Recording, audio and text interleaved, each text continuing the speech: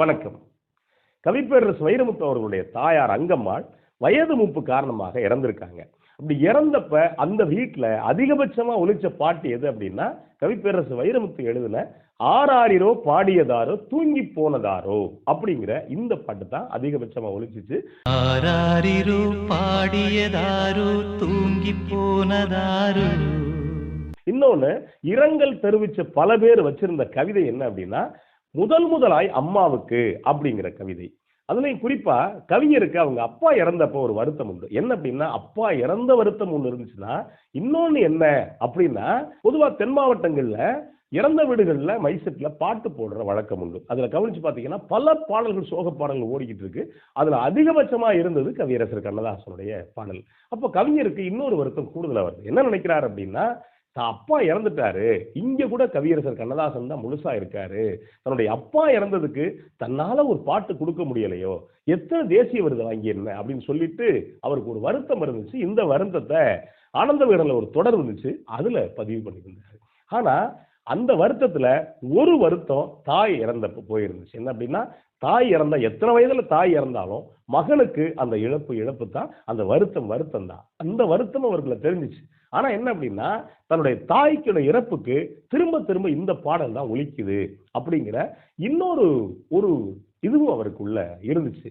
குறிப்பா நீங்க கவனிச்சு பாத்தீங்க அப்படின்னா, கிருஷ்ணா ஸ்வீட் சார்பா ஒரு விழா ஏற்பாடு பண்ணியிருந்தாங்க.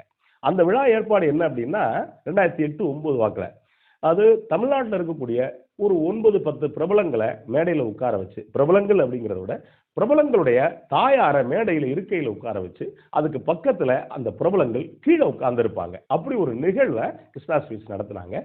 இதுல கவிஞர் பேசுனது ரொம்ப முக்கியமான விஷயம். என்ன அப்படின்னா, எங்கள் தாய் எல்லா தாய்மார்களும் பிள்ளைங்களுக்கு அன்பை கொடுத்து வளர்ப்பாங்க, அறிவை கொடுத்து வளர்ப்பாங்க.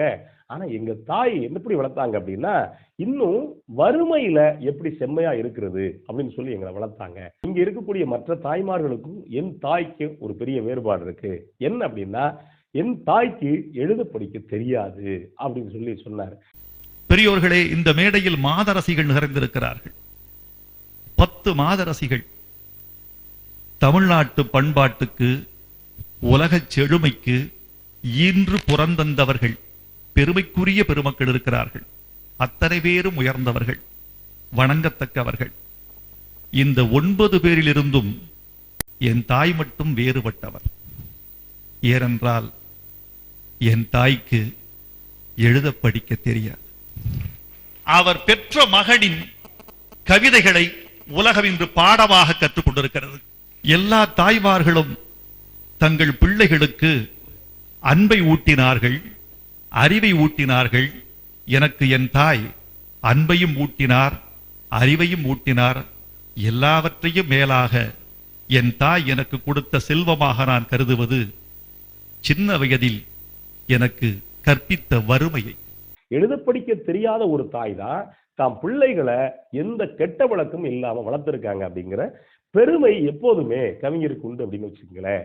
இதைத்தான் இந்த முதலாய் அம்மாவுக்கு கவிதை இருக்குல்ல, அதுக்குள்ள எழுதியிருப்பாரு. என்ன அப்படின்னா, 1000 தான் கவி சொன்னேன், அழகழகா பொய் சொன்னேன், பெத்தவளே ஒம்பெருமை ஒத்த வார்த்தை சொல்லலையே. அடுத்த வரி ரொம்ப முக்கியமான வரி.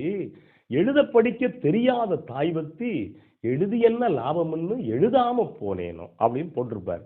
இந்த வரி ரொம்ப முக்கியமான வரி. ஏன் அப்படின்னா, இப்ப எழுத படிக்காத தெரியாத தாய்க்கு எப்படி தாயை நம்ம பெருமைப்படுத்தலாம் அப்படின்னா, ஒரு நகையை கொடுத்து பெருமைப்படுத்தலாம். கவிஞர் ஒரு முறை அவங்க அம்மாவுக்கு நகையை வாங்கி கொண்டு போய் கொடுத்துருக்காரு, இந்த அம்மா போட்டுக்க அப்படின்னு. அவங்க அம்மா பார்த்துட்டு, இதெல்லாம் எனக்கு எதுக்குப்பா, நகைங்கிறது ஒரு பெரிய விஷயம் இல்லப்பா, அது கவரிங்ல செஞ்சான, பித்தளையில செஞ்சான, தங்கத்துல செஞ்சான, எல்லாம் ஒரு உலகம் தாப்பா, இது எதுக்குப்பா எனக்குன்னு தூக்கி வச்சுட்டு நீ நல்லா இருந்தா போதுப்பா அப்படின்னு இருக்காங்க. இதுதான் ஒரு வகையான சித்தர் மனநிலை அப்படின்னு வச்சுக்கோங்களேன். கிராமத்துல பெரும்பாலான வறுமையில் இருக்கக்கூடிய தாய்மார்களுக்கு இந்த மனநிலை ரொம்ப அழகாவே ஆழமாவே இருக்குன்னு வச்சுக்கோங்களேன். இப்ப கவிஞர் இதுக்குள்ள இந்த என்னதுன்னா, இதெல்லாம் பெருமைப்படுத்த முடியும். ஆனா எழுத படிக்க தெரியாத தாய்க்கு தான் மகன் இவ்வளவு எழுதியிருக்கா, இவ்வளவு பாராட்டு பெற்றிருக்கா எப்படின்னு தெரியறதுக்கான வாய்ப்பு இல்லை. அதுக்காகத்தான் இந்த வரியை இதுக்குள்ள போட்டிருப்பாரு. இது ரொம்ப அழகா இருக்கு. இதுக்குள்ள ஒரு கிராமத்துல அன்னைக்கு இருந்த வாழ்வியலையும் உள்ளுக்குள்ள வச்சிருப்பாரு. என்ன அப்படின்னா, கதன்னு கழிகிண்டி களிக்குள்ள குழி வெட்டி கருப்பட்டி நல்லெண்ணெய் கலந்து தருவாயே, தொண்டைக்குள்ள அது இறங்கும் சுகமான இளஞ்சூடு, மண்டைக்குள்ள இன்னும் மசமசன்னு நிக்குதம்மா அப்படின்னு வரி போட்டிருப்பாரு. இதுல ரொம்ப நெகிழ வைக்கக்கூடிய வரி என்ன அப்படின்னா, முடிக்கும் போது முத்தாய்ப்பா, எனக்கு ஏது மானதுன்னா உனக்கு வேறு பிள்ளை உண்டு, உனக்கு ஏது மானதுன்னா எனக்கு வேறு தாய் இருக்கா அப்படின்னு சொல்லி முடிச்சிருப்பார். இந்த கவிதை பெரும்பாலும் பட்டிமன்றங்களுடைய ஒலிக்கக்கூடிய கவிதை அப்படின்னு வச்சுக்கோங்களேன். இதையும் தாண்டி கவிஞருடைய தாய் அங்கம்மாள் இறந்த வீட்டுல ஒலிச்ச பாட்டு எது அப்படின்னா, வரலாறு படத்துல வரக்கூடிய தீயில் விழுந்த தேனாய் அப்படிங்கிற இந்த பாட்டு அதிகமா ஒலிச்சிச்சு. இன்னும் சொல்ல போனா கவிஞர் எழுதின அந்த ஆராரிரோ பாடியதோட பாட்டு இருக்கு இல்லையா, இப்போ கிட்டத்தட்ட ஏறத்தாழ 40 வருஷத்துக்கு முன்னாடி எழுதுனது அன்னைக்கு பொருந்துறது மாதிரியே இருந்தது. அதுவும் இந்த பாட்டு எப்படிப்பட்ட பாட்டு அப்படின்னா, 2 பேருடைய பார்வையில எழுதப்பட்ட பாட்டு. பாக்குறப்போ ஒரு மகன் தாய்க்கு எழுதுற மாதிரி தான் இருக்கும். ஆனா அந்த படத்தில் மூலமா நீங்க கவனிச்சு பாத்தீங்க அப்படின்னா, ஒரு இறந்த ஒரு பெண்ணுடைய கணவனும் மகனும் வருத்தத்துல பாடுற மாதிரி இருக்கும். ஆராரிரோ பாடியதாரோ, தூங்கி போனதாரோ, ஆரோ ஆரோ எனக்காரோ யாரோ, என் தெய்வமே இது பொய் தூக்கமா, நான் தூங்கவே இனி நாளாகுமா. இது பல்லவி மகனுடைய அந்த பார்வையில இருந்து பாடுறது.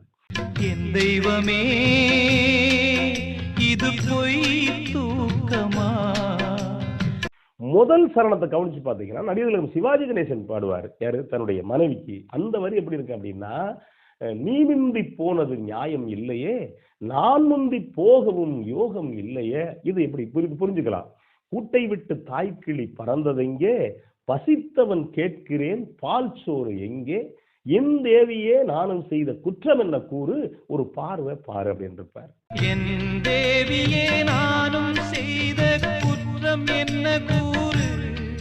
இது இறந்த மனைவிக்கு கணவன் தெரிவிக்கக்கூடிய இரங்கல். இந்த 2வது சரணம் தான் ரொம்ப அழகா அப்படியே பொருந்தி இருக்கும். என்னைக்கோ எழுதுனது. பொழுதாகி போனதே இன்னும் தூக்கமா, சொல்லாமல் போனது தாயே நியாயமா, உயிர் தந்த தேவிக்கு உயிர் இல்லையே, பால் ஊட்டி பாத்தியே பால் ஊத்தலாம்.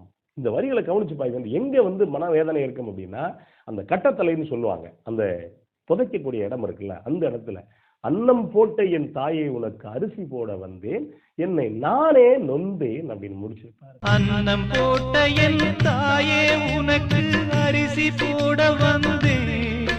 இந்த வரியை கவனிச்சு பாத்தீங்கன்னா, அப்படியே முழுக்க என்னைக்கோ இறக்க போற தாய்க்கு 40 வருஷத்துக்கு முன்னாடி கவிஞர் பாடுற பாட்டு. இந்த பாட்டு தான் முழுக்க அஞ்சலியா அமைஞ்சது. அது அவருடைய தாய்க்கு மட்டுமில்ல, தன்னுடைய மகனை ஆளாக்கி வளர்த்த, நல்லபடியா வளர்த்த பல தாய்க்கு இன்னமும் தென் மாவட்டங்கள்ல பல பேர் செலுத்தக்கூடிய அஞ்சலி. அந்த வகையில கவிப்பேரரசு வைரமுத்து அவர்களுடைய தாயார் அங்கம்மாவுக்கு நாமும் அஞ்சலி செலுத்துவோம். நன்றி, வணக்கம்.